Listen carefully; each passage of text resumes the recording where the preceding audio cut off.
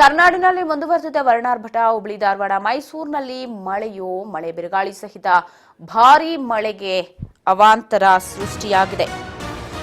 ಬಿರುಗಾಳಿ ಸಹಿತ ಭಾರೀ ಮಳೆಗೆ ಕೈಗೆ ಬಂದ ಫಸಲು ಬಾಯಿಗೆ ಬರದಂತಾಯ್ತು. ಹುಬ್ಳಿ ಧಾರವಾಡ ಇತ್ತ ಮೈಸೂರಿನಲ್ಲಿ ಮಳೆ.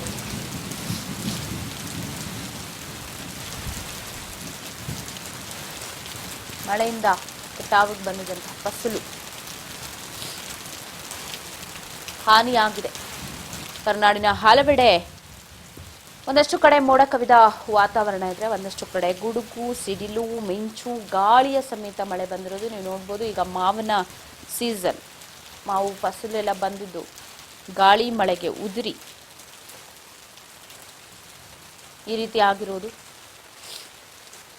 ಈ ತರ ಆದಂತ ಸಂದರ್ಭದಲ್ಲಿ ಯಾರು ಕೂಡ ತಗೊಳ್ಳಲ್ಲ. ಈಗ ಮಾವಿನ ಹಣ್ಣೆ ಆದ್ರೂ, ಸೀಸನ್ನೇ ಆದ್ರೂ ಸೊ ಅದನ್ನ ಯಾರು ಕೂಡ ಬೈ ಮಾಡೋದಿಕ್ಕೆ ಮನ್ಸು ಮಾಡಲ್ಲ.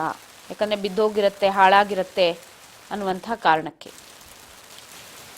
ನಾಡಿನ ಹಲವೆಡೆ ವರ್ಣಾರ್ಭಟ ಮುಂದುವರೆದಿದ್ದು ಮೈಸೂರಿನಲ್ಲಿ ಅವಾಂತರವನ್ನ ಸೃಷ್ಟಿ ಮಾಡಿದೆ. ರೈತರ ಪಾಲಿಗೆ ಶಾಪವಾಗಿದೆ ಗಾಳಿ ಮಳೆ. ರೈತರು ಬೆಳೆದಿದ್ದ ಫಸಲು ಮಳೆಗೆ ನಾಶವಾಗಿದ್ದು ಮಾವು, ಸಪೋಟ, ತೆಂಗು ಸೇರಿದಂತೆ ಹಲವು ಬೆಳೆಗಳು ಮಳೆಗೆ ಹಾನಿಯಾಗಿದೆ. ಮೈಸೂರು ತಾಲೂಕಿನ ಬೊಮ್ಮಿನಹಳ್ಳಿ ಸೇರಿದಂತೆ ಸುತ್ತಮುತ್ತ ಗ್ರಾಮಗಳು ಕೂಡ ಈ ರೀತಿ ಬೆಳೆ ನಾಶವಾಗಿದ್ದು ಲಕ್ಷಾಂತರ ರೂಪಾಯಿ ಬೆಲೆ ಬಾಳುವ ಮಾವಿನ ಹಣ್ಣುಗಳು ಕೂಡ ನಾಶವಾಗಿದೆ.